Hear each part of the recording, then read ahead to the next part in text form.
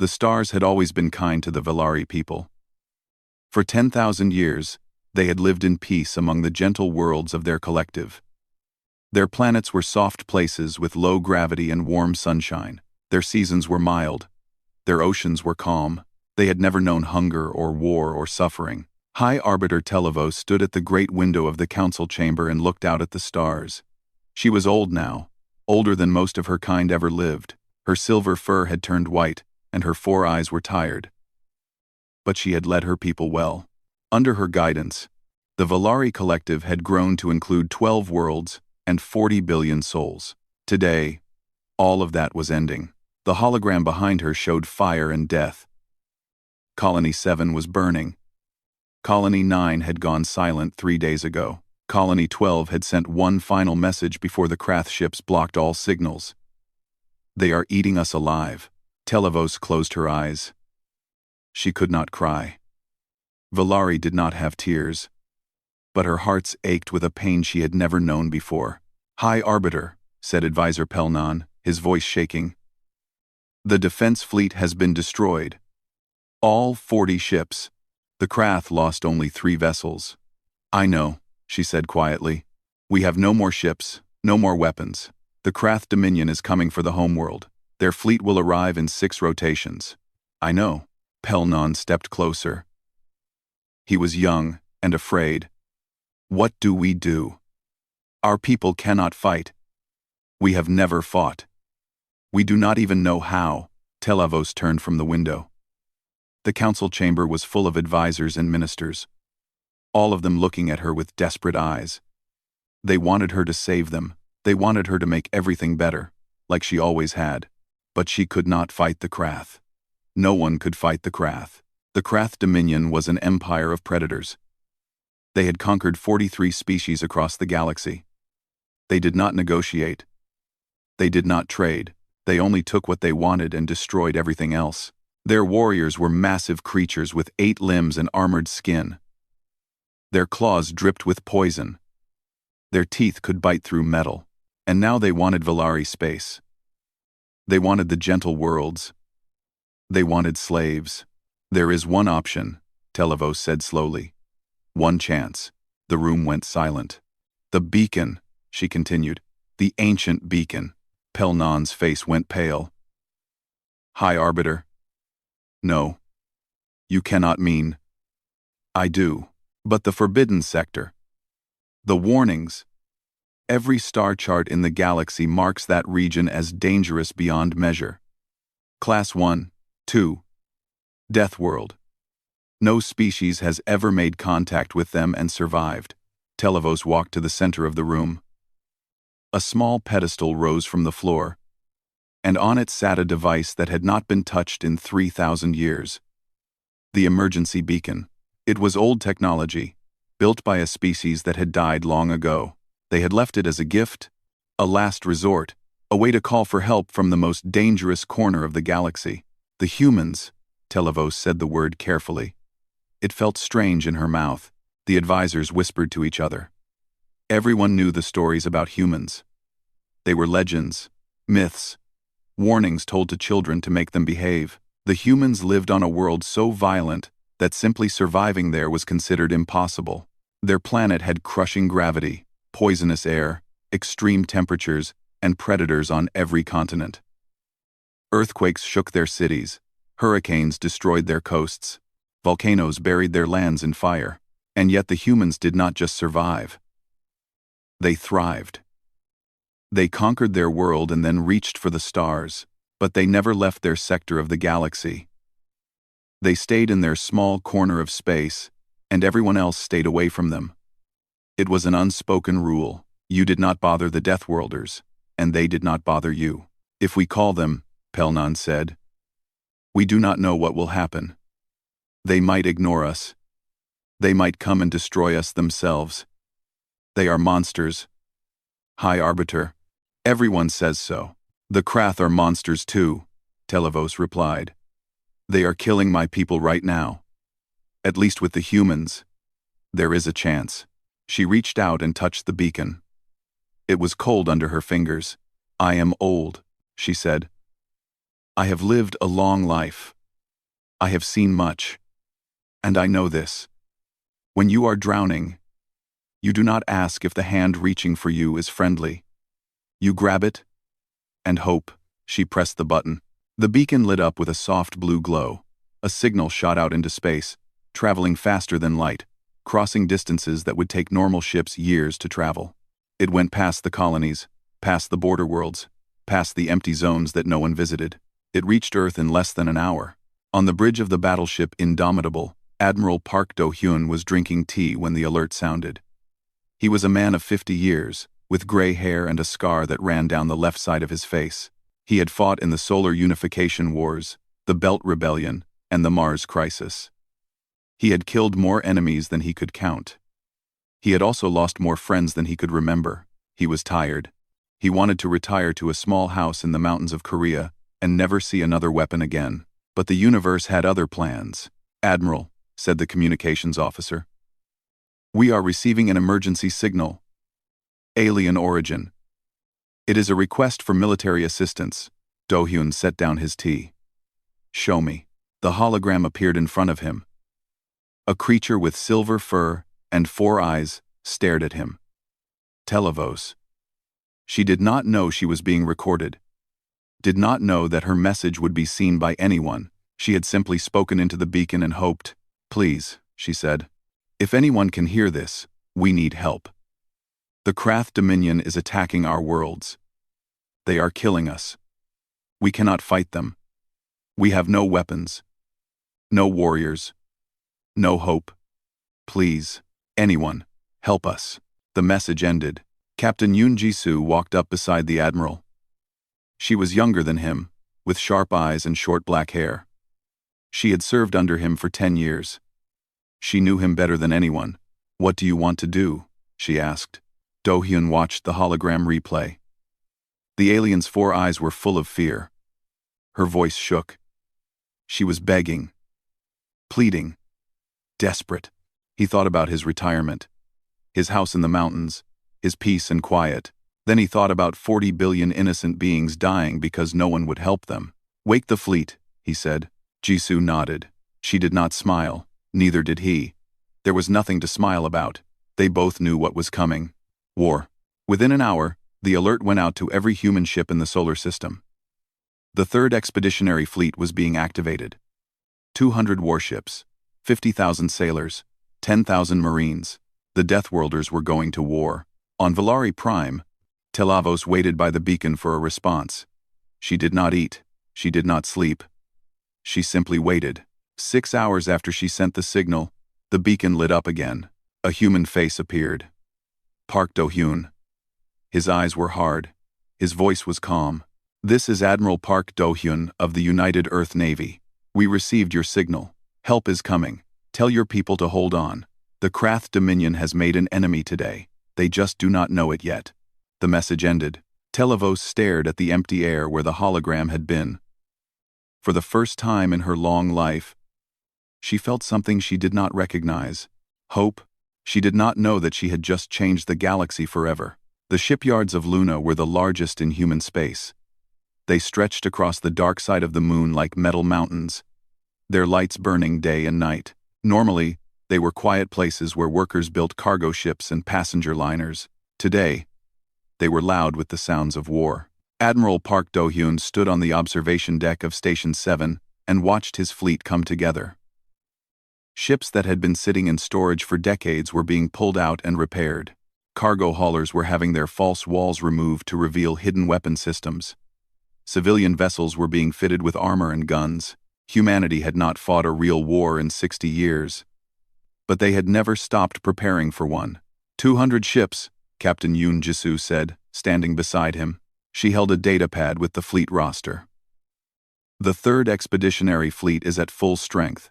We can leave in 12 hours. Make it 8, Do-hyun said. "Sir, the crews need time to..." "The Valari do not have time.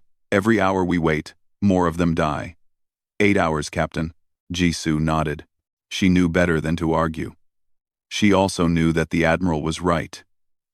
They had seen the reports from the Valari colonies. The Krath were not just conquering them. They were slaughtering them for sport. Down in the shipyard, thousands of men and women worked without rest. They carried weapons and supplies. They loaded ammunition and fuel. They said goodbye to their families through video calls, knowing they might never come back. Among them was Lieutenant Kang Murray. She was 28 years old with a thin face and tired eyes. Her flight suit was worn and patched in several places. She had been a fighter pilot for 6 years, but she looked much older than that. Mireille walked through the hangar of the carrier Sejong, checking her fighter for the 10th time that day. It was a small ship, barely big enough for one person, with wings that folded back like a bird. The paint was scratched and faded. The name on the side read Ghost 7. "You know the engines are fine," said a voice behind her. She turned to see her wing commander, Major O. Tae-woo. He was a big man with a kind face and hands covered in grease. He had been flying since before Mireille was born. "I like to be sure," she said. "You like to keep busy so you do not have to think." She did not answer. He was right. Tae-woo leaned against the fighter and looked at her. "I read your file when you transferred to my squadron. The Belt Rebellion. You lost your whole team." Mireille's hands stopped moving. Her jaw tightened. 11 pilots, she said quietly. "I was the only one who came back." She said, "It was not your fault." "I know. Do you?" She finally looked at him. Her eyes were empty. "It does not matter if it was my fault or not. They are still dead. And I am still here." Tae-woo was quiet for a moment. Then he put a hand on her shoulder. "We are going to war, Lieutenant. Real war. Not police actions or border skirmishes. The Krath have conquered 43 species. They have never lost. They think they cannot lose. What is your point?" "My point is that I need pilots who want to live. Not pilots who are looking for a place to die. So I am asking you, which one are you?" Mireille thought about the question. She had been asking herself the same thing for 3 years. She still did not know the answer. "I will do my job," she said finally. "That is all I can promise." Tae-woo studied her face for a long moment.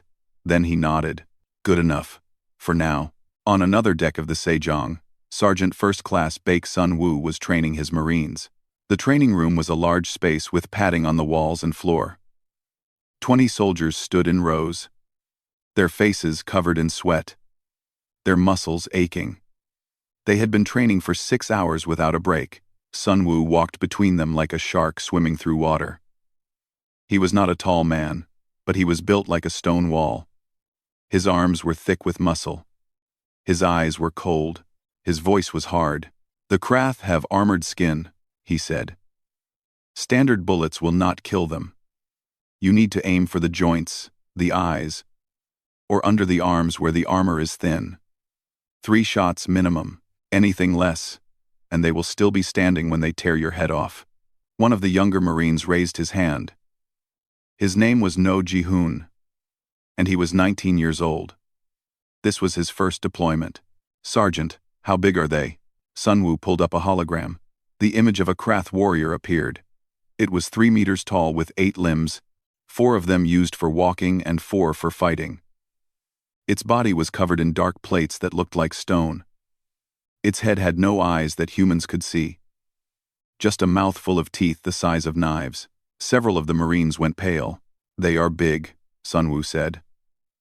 "They are strong. They are fast. They have been killing other species for thousands of years." He paused and looked at each soldier in turn. "They have never fought humans." "Does that matter?" another Marine asked. Sun-woo smiled. It was not a friendly smile. "We come from a world where everything wants to kill us. The air is poison. The water is poison. The animals are poison. We have earthquakes and hurricanes and volcanoes. We survived ice ages and plagues and wars that killed billions. We did not just survive, we won." He stepped closer to the hologram and pointed at the Krath. "This thing is big and scary. So is a bear. So is a shark. So is a storm. We have been killing big scary things since we lived in caves. The Krath are just the newest monster. And we will kill them too." The Marines stood a little straighter. The fear in their eyes started to change into something else. Determination. "Now," Sun-woo said, Let us practice killing monsters. In the medical bay of the Indomitable, Dr. Han Yuna was preparing for war in her own way. She was a small woman with glasses and gentle hands. She had been a doctor for 15 years, first in hospitals on Earth, then on space stations, and finally on warships. She had seen many terrible things. She had saved many lives. She had also lost many. Today, she was organizing supplies, medical kits, blood bags, surgical tools, medicine, enough to treat thousands of wounded soldiers. Her assistant, a young man named Kwon Dong-yuk, looked at the supplies with wide eyes. "Doctor, this is enough for a major battle." "Yes. Do you think it will be that bad?" Yuna stopped what she was doing and looked at him. He was only 22, fresh out of medical school. He had never seen combat. "I do not know," she said honestly. "I hope not. But I prepare for the worst. That is my job." "What is the worst?" She thought about the question. She thought about the reports from the Valari colonies. She thought about what the Krath did to prisoners. "The worst is that we arrive too late, and everyone is already dead. The second worst is that we arrive in time and thousands of our people die fighting. Either way, there will be suffering. Our job is to reduce that suffering as much as we can."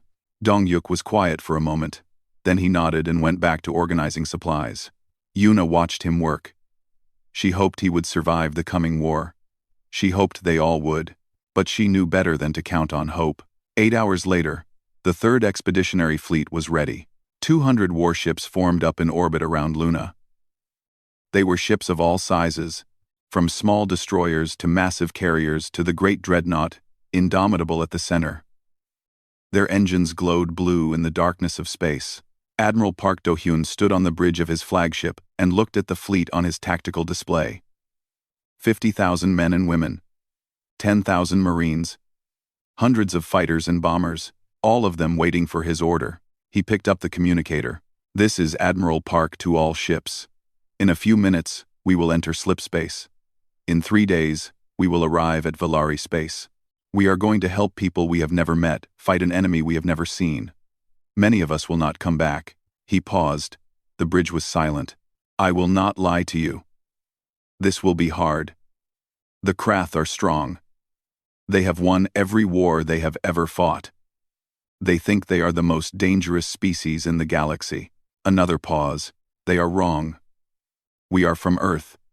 We are the children of a world that tried to kill us every day of our existence. We are the descendants of survivors. We have fire in our blood and steel in our bones. We do not surrender. We do not give up. We do not lose." He could feel the energy on the bridge changing. The fear was still there, but so was something else. Pride. Anger. The ancient human spirit that had conquered a death world and reached for the stars. "The Krath won a war," Do-hyun said, his voice growing harder. "We are going to give them one. All ships, prepare for slipspace jump. Let us show the galaxy what Deathworlders can do." The fleet's engines roared to life. Space bent and twisted around them, and 200 human warships disappeared into the void, carrying fury with them. The third expeditionary fleet emerged from slipspace like a fist punching through paper. 200 warships appeared in the outer reaches of the Valari system, their engines burning hot, their weapons already charging. Admiral Park Do-hyun stood on the bridge of the Indomitable and looked at the tactical display. What he saw made his blood run cold. Colony 7 was burning. The planet's surface was covered in fires that could be seen from space. Krath warships circled the world like vultures, their weapons still firing on the cities below. Ground troops had landed everywhere. The Valari were dying by the millions. "Admiral," Captain Yoon Jisoo said, her voice tight, "I count 67 enemy vessels, 12 heavy cruisers, 30 destroyers, 25 support ships. Survivors on the surface? Scattered. Some cities are still fighting. Others have gone silent." Do-hyun clenched his fists. They were not too late. Not completely. There were still people to save. "All ships," he said into the communicator. "Battle formation. Target the heavy cruisers first. Marines, prepare for ground assault. He paused. No warnings. No negotiations. These things are butchering civilians. We hit them hard, and we hit them now. He looked at Jisoo. Her eyes were hard. Weapons free, he said. The battle began. Human ships moved with a speed that the Krath had never seen before. Their crews worked faster, thought faster, reacted faster. On Earth, you had to be fast, or you died. That lesson was burned into human DNA. The Indomitable fired first. Its main cannon was a weapon designed to punch through asteroid armor. The shot crossed the distance between the fleets in seconds and hit a Krath heavy cruiser directly in the center. The enemy ship exploded in a ball of fire. The Krath were shocked. They had never lost a heavy cruiser in the first shot of a battle. They had never faced an enemy that struck without warning, without demands, without fear. But the humans were not done. Destroyers swept forward in attack formations, their guns blazing. Fighters launched from carriers like swarms of angry insects. Missiles filled the space between the fleets, their trails making patterns in the darkness. Lieutenant Kang Mirai led her squadron, the Black Kites, into the chaos. Stay tight, she said into her radio. Focus on the interceptors. Do not let them reach the carriers. Her fighter twisted through space, dodging enemy fire that would have killed her in a heartbeat. She was moving on instinct now, her hands and eyes working together without thought. This was what she was made for. This was the only time she felt alive. A Krath interceptor appeared on her screen. She pulled the trigger. The enemy ship exploded. Another one. Another kill. Kite 3. You have 2 on your tail, she called out. I see them, led. She watched as Kite 3, a young pilot named Park Yonho, tried to shake the enemy ships. He was good, but the Krath were too close. Mirai made a decision in a split second. She turned her fighter around and flew directly at the enemy ships. They saw her coming and tried to break away. But she was faster. 2 shots. 2 kills. Thanks, lead, Yonho said, his voice shaking. Stay focused. We are not done. They were far from done. The space battle was brutal, but it was nothing compared to what happened on the ground. Sergeant Baek Sunwoo stood in the drop pod with his squad, their weapons ready, their faces grim. The pod shook as it fell through the atmosphere of Colony 7. Heat shields glowing red from the friction. 30 seconds to drop zone, the pilot said over the radio. Sunwoo looked at his Marines. 20 soldiers. Most of them had never seen real combat before today. Some of them would not survive the next hour. Listen up, he said. When we hit the ground, we move fast. The Valari civilians are being held in the central plaza. The Krath are using them as food and entertainment. Our job is to kill the Krath and get the civilians to safety. Questions? No one spoke. Good.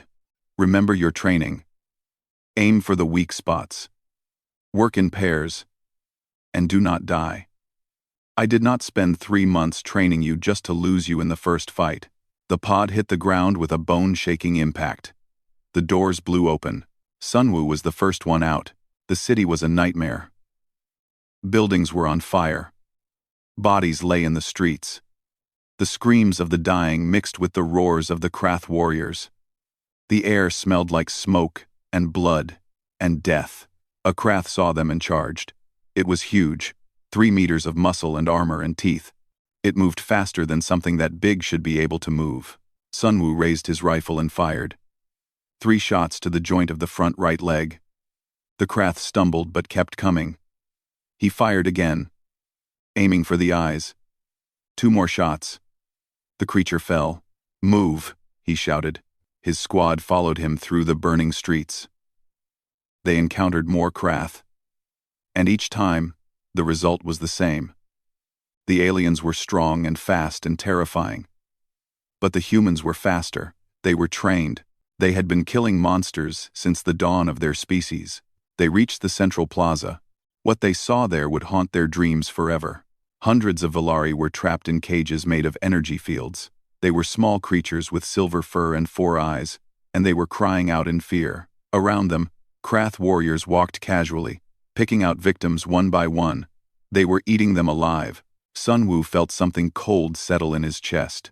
Not fear. Something worse. Rage. "Take them down," he said, his voice like ice. All of them. His squad opened fire. The Krath were surprised. They had never been attacked while feeding before. They turned to face this new threat, and found 20 humans with weapons designed to kill things much bigger than them. The battle was short and brutal. Sun Wu killed 6 of them himself. He moved through the plaza like death itself, his rifle never stopping, his aim never missing. When one Krath got too close, he pulled out his combat knife and drove it into the creature's eye. It screamed and fell.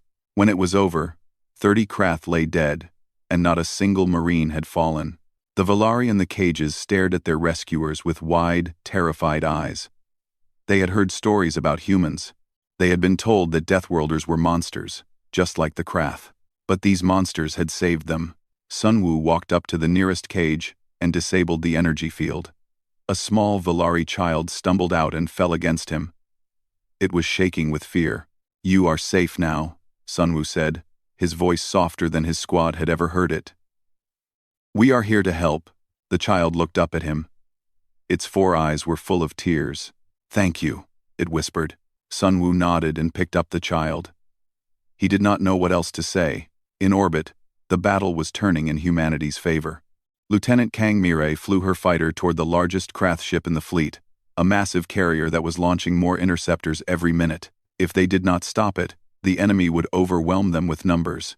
"Lead. That ship is too big for fighters," one of her pilots said. "We cannot take it down." Mirai looked at the carrier. He was right. Their weapons were too small to damage something that size. But there was another way. "Cover me," she said. "I am going inside." "What?" She did not answer. She pushed her engines to maximum and flew directly at the carrier's hangar bay. Enemy fire exploded all around her, but she twisted and turned and dodged. She was untouchable. The hangar bay was open, launching fighters. She flew inside. The interior of the carrier was chaos. Krath ran in every direction, trying to understand what was happening. A human fighter had just flown into their ship. That was impossible. That was insane. Mirai armed all of her missiles, every single one. "This is for my squadron," she whispered. She pulled the ejection lever. Her cockpit blew off, and her seat rocketed away, carrying her out of the hangar bay and into space. Behind her, the missiles detonated.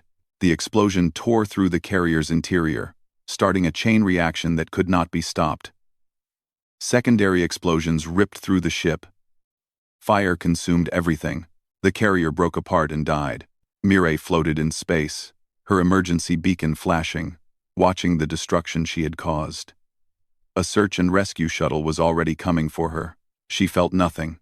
No satisfaction, no relief, just emptiness. But she had done her job. That was all that mattered. By morning, the battle was over. The Krath fleet was destroyed. 40 enemy ships had been annihilated. The rest had fled. On the ground, human Marines had liberated 6 cities and saved over 2 million Valari civilians. The cost had been high. 27 human ships were damaged. 8 were destroyed. 1,043 sailors were dead. 216 Marines had fallen, but they had won. Admiral Park Do-hyun stood on the bridge of his ship and looked at the planet below. The fires were still burning, but they were smaller now. Rescue teams were working. Medical ships were treating the wounded. Captain Yoon Ji-soo walked up beside him. "The Valari governor is requesting to speak with you," she said. "He wants to thank you." Do-hyun shook his head. "There is nothing to thank us for. We did what anyone should do." The Krath would not agree. "The Krath are monsters." Ji-soo was quiet for a moment. Then she said, "Some of the Valari are afraid of us. They say we fight like demons. They say we are almost as scary as the Krath." Do-hyun thought about that. He understood their fear. Humans were not gentle creatures. They came from a world of violence and death. They had learned to be violent to survive. But there was a difference between human violence and Krath violence. Humans fought to protect. The Krath fought to destroy. "Let them be afraid," he said finally. "As long as they are alive to feel that fear, we have done our job." He turned away from the window. Now, let us prepare for what comes next. The Krath will not accept this defeat. They will return with a bigger fleet. And we need to be ready. The first battle was over. The war had just begun. The throne room of the Krath Dominion was built from the bones of conquered species. The walls were lined with skulls. The floor was made of polished teeth.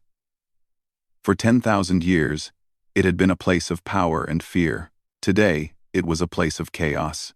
Supreme Warlord Grathkul sat on his throne and listened to his generals argue.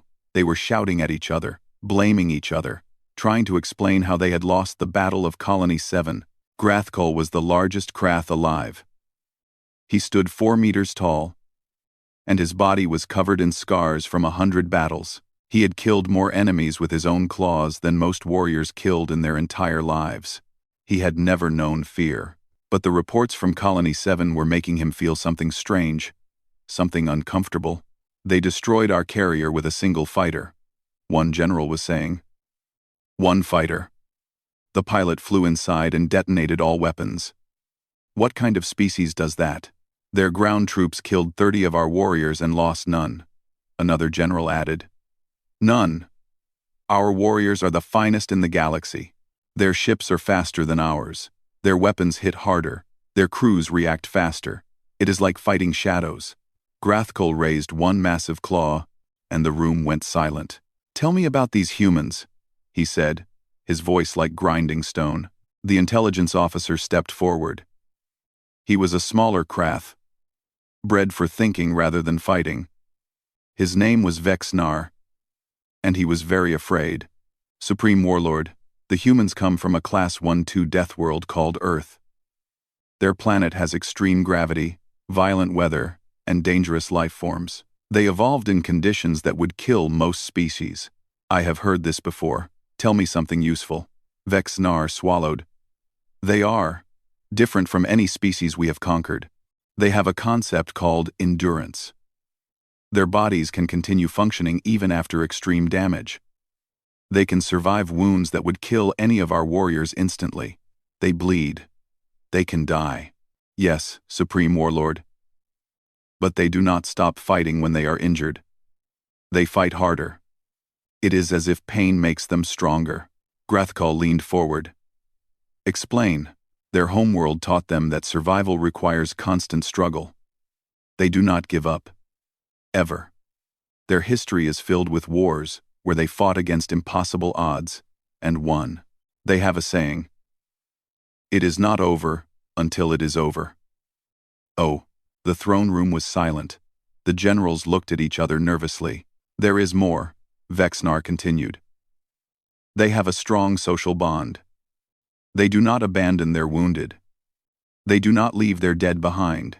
They fight to protect each other, even at the cost of their own lives.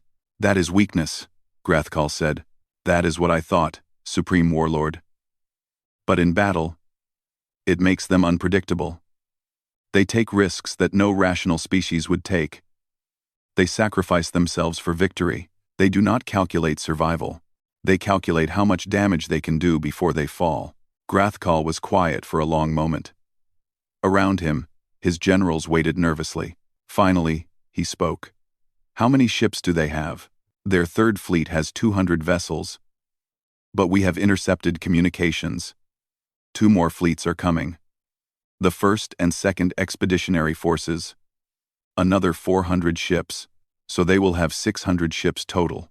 Yes, Supreme Warlord. Grathkul stood up. His massive body filled the throne room. Then we will bring 500 ships. The largest fleet the Dominion has ever assembled. We will crush these Deathworlders and show the galaxy that no species can stand against us. The generals cheered. This was what they wanted to hear. The Supreme Warlord would lead them to victory, as he always did. But deep inside, in a place he would never admit existed, Grathkul felt that strange feeling again. It took him a moment to recognize it. Fear. Meanwhile, the human reinforcements had arrived. Admiral Park Do-hyun stood on the bridge of the Indomitable and watched the 1st and 2nd fleets take position. 400 fresh warships joined his battered 3rd fleet. 600 vessels in total. the largest human force ever assembled outside the solar system. But that was not the most important ship in the fleet. The Hammer of Sol floated at the center of the formation. It was a massive vessel, almost as big as a space station, with a weapon system that could crack a planet in half. It was humanity's last resort, a weapon so terrible that it had been banned by human law. Using it required approval from the United Earth Council. Do-hyun had that approval. Captain Yoon Jisoo walked up beside him. The crews are asking about the hammer. They want to know if we are really going to use it. I hope not, Do-hyun said quietly. It is a weapon of genocide. If we use it, we become no better than the Krath. Then why bring it? Do-hyun turned to look at her. His eyes were tired and sad.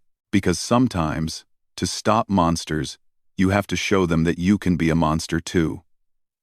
The Krath understand only strength. They respect only power. If we show them that we can destroy their homeworld with a single shot, they might choose to negotiate instead of fight. Do you believe that? He was quiet for a moment. No, but I have to try. I have seen too much death, Jisoo. If there is any chance to end this war without more slaughter, I have to take it. Jisoo nodded. She understood. Do-hyun was a warrior, but he was not a monster. That was why she followed him. In the medical bay, Dr. Han Yuna was treating the wounded from the Battle of Colony 7. The bay was full of injured sailors and marines. Some had lost limbs. Others had burns covering their bodies. Many would not survive. Her assistant, Kwon Dong-yuk, was working beside her, his hands shaking as he stitched a wound closed. You are doing well, Yuna said softly. Steady your hands. Focus on the patient. There are so many of them, Dong-yuk whispered. I did not think it would be like this. It will get worse before it gets better. The Krath are coming with their full fleet. The next battle will be bigger than the last one. Dong-yuk looked at her with fear in his eyes. How do you do it? How do you stay calm? Yuna finished her work and looked at the young man. He was so young, so innocent. The war would change him, one way or another. I do not stay calm, she said honestly. I am terrified. Every patient I lose breaks my heart. Every death makes me want to scream. She put a hand on his shoulder. But I keep working. Because that is all I can do. I cannot stop the war. I cannot bring back the dead, but I can save the ones who are still alive. And that has to be enough. Dong-yuk nodded slowly. He did not look less afraid, but he looked more determined. Now, Yuna said, let us get back to work.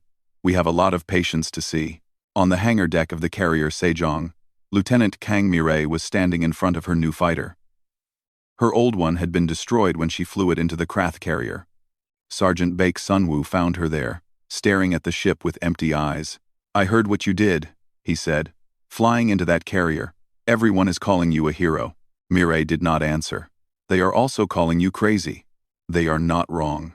Sunwoo leaned against the fighter. I saw your file. The Belt Rebellion. You lost your whole squadron. I do not want to talk about it. I know. But you need to. You cannot carry that weight alone. Mireille finally looked at him. Her eyes were red. She had not been sleeping. I was supposed to die with them, she said, her voice breaking. I was their leader. I should have protected them. But they died. And I lived. Do you know what that feels like? Sunwoo was quiet for a moment. Then he spoke. Yes. I do. Mireille stared at him. Mars Crisis, he said. My first deployment. I was 19 years old. My squad walked into an ambush. 12 of us went in. I was the only one who walked out. He looked at his hands. I spent years asking myself why I survived. Why them and not me? I drank too much. I fought too much. I tried to get myself killed in every battle. What changed? Nothing. Everything. I realized that being alive was not a punishment. It was a responsibility. The people who died would want me to live, to fight, to protect others. So that is what I do now. Mireille was quiet. Tears were running down her face. I do not know if I can do that, she whispered. You already are. You destroyed that carrier and saved hundreds of pilots. You fought through the whole battle without stopping. You are still here. Still fighting. That is what survival looks like. He put a hand on her shoulder. You do not have to forgive yourself. Not yet. But you have to keep going. For them. For us. For everyone who is counting on us. Mireille looked at her new fighter. Then she looked back at Sunwoo. Okay, she said softly. I will try. 3 days later, the Krath fleet arrived. 500 warships emerged from slipspace in the outer reaches of the Valari system. They formed a wall of metal and weapons, their hulls covered in the trophies of conquered species. At the center of the fleet, Supreme Warlord Grothkal stood on the bridge of his flagship, the Devourer. He looked at the human fleet in the distance. They came to fight, he said. Good. I was worried they would run. He opened a communication channel. Attention, human fleet. This is Supreme Warlord Grothkal of the Krath Dominion. You have invaded our territory and destroyed our ships. Surrender now, and I will grant you quick deaths. Resist, and I will feed your bodies to my warriors while you still breathe. He waited for a response. It came 30 seconds later. Admiral Park Do-hyun's face appeared on the screen. His expression was calm, cold. This is Admiral Park Do-hyun of the United Earth Navy. The Valari asked for our help. We answered. You attacked innocent people. You murdered millions. You are the invaders here. Not us. Grothkal laughed. You think you can lecture me, Deathworlder? I have conquered 43 species. I have destroyed civilizations older than your entire existence. What are you compared to me? Do-hyun's expression did not change. We are from Earth, he said. We do not know how to surrender. But we can teach you. We? The communication ended. Grothkal stared at the empty screen. Then he roared with rage. All ships, attack. The Battle of the Valari Nebula began, and the galaxy would never be the same. The Battle of the Valari Nebula was the largest space battle in galactic history. Over 1,000 warships clashed in the darkness between stars. The light from weapons fire was so bright that it could be seen from nearby systems. The sound of explosions, transmitted through radio waves, filled every frequency. Admiral Park Do-hyun stood on the bridge of the Indomitable and commanded his fleet like a conductor leading an orchestra of destruction. His voice was calm and steady, even as fire bloomed all around his ship. Third Fleet, push forward on the left flank. First Fleet, hold the center. Second Fleet, I want those carriers destroyed before they launch more interceptors. The human ships moved as one, following his orders without hesitation. They were faster than the Krath, more coordinated, more disciplined, but the Krath had numbers, and they had rage. Supreme Warlord Grothkal drove his fleet forward like a hammer. He did not care about tactics or strategy. He only wanted to crush the humans beneath his claws. For every ship they destroyed, 3 more took its place. The battle raged for hours. Lieutenant Kang Mireille flew through the chaos with what remained of her squadron. They had started with 20 pilots. Now there were 8. Stay on me, she called out. We are going after their command ships. Lead, that is suicide, one of her pilots responded. They have too much protection. Everything is suicide today. The only question is how many of them we take with us. She pushed her engines to maximum and dove toward the Krath command group. Enemy fire filled the space around her, but she flew through it like water through fingers. She was not even thinking anymore. Her body moved on its own, guided by years of training and something deeper, something that wanted to live. A Krath interceptor appeared in front of her. She destroyed it. Another one came from the side. She destroyed that one too. More came. She kept flying, kept fighting, kept killing. Behind her, she heard a scream over the radio. Kite 7 had been hit. His ship exploded in a ball of fire. No, she whispered. Another scream. Kite 9 was gone, then Kite 4, then Kite 11. By the time Mireille reached the command ships, she was alone. She looked at the massive Krath battleship in front of her. Her weapons were nearly empty. Her shields were failing. She had nothing left. Except herself. She aimed her fighter at the bridge of the command ship and pushed the engines to full power. The ship screamed forward, faster and faster, heading directly for the heart of the enemy vessel. At the last second, she pulled the ejection lever. Her cockpit blew off, and her seat rocketed away. She watched as her fighter crashed into the bridge of the Krath ship, exploding in a burst of fire. The battleship shuddered and began to list to one side. Mireille floated in the debris field, her emergency beacon flashing. She was alone in the darkness, surrounded by fire and death, but she was alive. "This is Kite Leader," she said into her radio, her voice barely a whisper. "Target destroyed. Requesting pickup." A search and rescue shuttle was already on its way.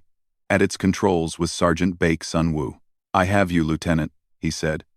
"Hold on." He flew the shuttle through enemy fire and scooped her up with the rescue arm. As soon as she was inside, he turned and headed back to the fleet.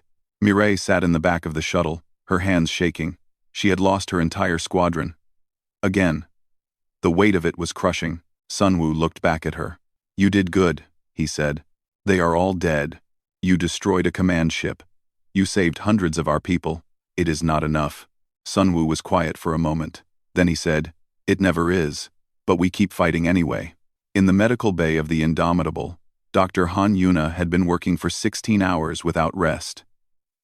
The wounded kept coming, faster than she could treat them. Her hands were covered in blood, and her eyes were burning with exhaustion. Her assistant, Kwon Dong-yuk, collapsed against a wall. He was crying. "I cannot do this anymore," he sobbed. "There are too many. We cannot save them all." Yuna walked over to him and knelt down. She took his hands in hers. "Look at me," she said. He looked up, his eyes red and swollen. "We cannot save everyone." "That is true. But every life we save matters. Every single one. Do you understand? Every single one." He nodded slowly. "Good. Now stand up, we have work to do." He stood up. He wiped his eyes. And he went back to saving lives. As the hours passed, the battle began to turn in humanity's favor. The Krath were fierce, but they were not coordinated. They fought as individuals, each warrior seeking personal glory. The humans fought as a team, covering each other, supporting each other, sacrificing for each other. And there was something else. Something the Krath could not understand. The humans were not afraid to die. When a human ship was damaged beyond repair, it did not run. It turned toward the enemy and charged, weapons blazing until the very end. When human marines were surrounded, they did not surrender. They fought until they could not stand, and then they fought some more. The Krath had never seen anything like it. They had conquered species that were stronger than them, faster than them, smarter than them.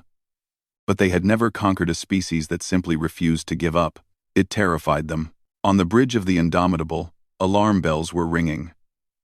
The dreadnought had taken heavy damage. Its engines were failing. Its weapons were overheating. Its shields were down. Admiral Park Do-hyun looked at the damage reports and made a decision. "All crew, abandon ship," he said. "Get to the escape pods." Captain Yoon Jisoo turned to him. "Admiral, what are you doing? The Devourer is right in front of us. Grathkal's flagship. If I ram it at full speed, I can destroy it. Without their supreme warlord, the Krath will fall apart. You will die." "I know." Jisoo stared at him. Then she shook her head. "No, I am staying." "That is not a request, Captain, and I am not asking permission." She looked at him with fierce eyes. "I have served with you for 10 years, Admiral. I am not leaving you now." Do-hyun wanted to argue, but he saw the determination in her eyes, and he knew that if their positions were reversed, he would do the same thing. "Very well," he said quietly. "Let us end this together." The crew evacuated. Escape pods launched into space, carrying hundreds of sailors to safety. Only a skeleton crew remained. Do-hyun, Jisoo, and 20 volunteers who had refused to leave. They aimed the Indomitable at the Devourer and pushed the engines to maximum. The massive dreadnought surged forward, trailing fire and debris. Krath ships tried to stop it, but they were too slow. The Indomitable was unstoppable. Supreme Warlord Grothkal saw the human ship coming. For the first time in his life, he understood what was happening. These creatures were not running. They were not surrendering. They were throwing their lives away to destroy him. Why? He did not understand. He never would. All weapons, fire on that ship, he roared. The Devourer's guns blazed. The Indomitable was torn apart by dozens of impacts. Its hull cracked. Its decks collapsed. Its reactors began to fail, but it kept coming. On the bridge, Admiral Park Do-hun stood tall. His ship was dying around him. Fire was everywhere. The bodies of his crew lay on the floor, but he was still standing. He looked at Jisoo. She was injured, blood running down her face, but she was still at her station. "It has been an honor, Captain," she smiled. "The honor was mine, Admiral." The Indomitable crashed into the Devourer at maximum speed. The explosion was so bright that it blinded sensors across the fleet. Two massive ships, each the size of a small city, were destroyed in an instant. The shockwave knocked nearby, vessels spinning out of control. Supreme Warlord Grothkal was dead. Admiral Park Do-hun was dead. And the battle was over. The Krath fleet, leaderless and broken, retreated into slipspace. They had come with 500 ships. They left with less than 200. The greatest military force in their history had been shattered by a species they had never heard of a month ago. The humans had won. In the aftermath, rescue ships searched the debris field for survivors. They found escape pods, damaged fighters, floating Marines in pressure suits. They also found the shuttle carrying Lieutenant Kang Mirai and Sergeant Baek Sunwoo. Dr. Han Yuna was still treating the wounded when they brought Mirai in. The pilot was in shock, barely conscious, muttering the names of her fallen squadmates. Yuna held her hand and spoke softly. "You are safe now. Rest. We will take care of you." Mirai looked up at her with broken eyes. "Is it over?" Yuna thought about the question. She thought about all the death and suffering she had seen. She thought about the price they had paid for this victory. "The battle is over," she said. "The war." She paused. "The war is just beginning." But she was wrong. The Krath Dominion never recovered from the Battle of the Valari Nebula. Without Grothkal, they fell into civil war. Their conquered species rebelled. Their empire crumbled, and no species in the galaxy ever attacked the Valari Collective again. 6 months later, High Arbiter Televos traveled to Earth to thank humanity for their sacrifice. She walked on a world of crushing gravity and violent weather and understood, finally, why the humans were what they were. "How do you live here?" she asked her guide, a young officer named Choi Hajun. He smiled at her. It was a warm smile, despite the teeth. "We do not just live here, Arbiter. We thrive. It is what we do." In orbit, a memorial station was constructed for those who fell in the war. Admiral Park Do-hun's name was first on the wall, followed by 12,847 others. Among them were the names of every pilot in Kang Mirai's squadron. Captain Yoon Jisoo's body was never found. They put her name on the wall anyway. The new commander of the 4th Expeditionary Fleet was a woman named Yoon Jisoo's former executive officer. She had been promoted after the battle, given command of a fleet that would patrol the borders and protect the innocent. Lieutenant Kang Mirai was there too. She had been promoted to squadron leader and given a new team to train.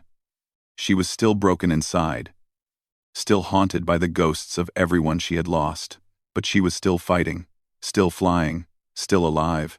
Sergeant Baek Sunwoo had been promoted as well.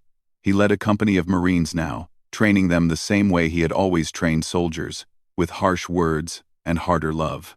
Dr. Han Yuna had returned to Earth. She worked at a hospital in Seoul, treating civilians instead of soldiers. Sometimes she still woke up in the middle of the night, her hands shaking, remembering the faces of everyone she could not save. But she kept working, because that was all she could do. And in the halls of the Galactic Council, a new truth had been established. A truth that every species would remember for generations to come. Humanity did not start wars, but they finished them, and the galaxy would never forget.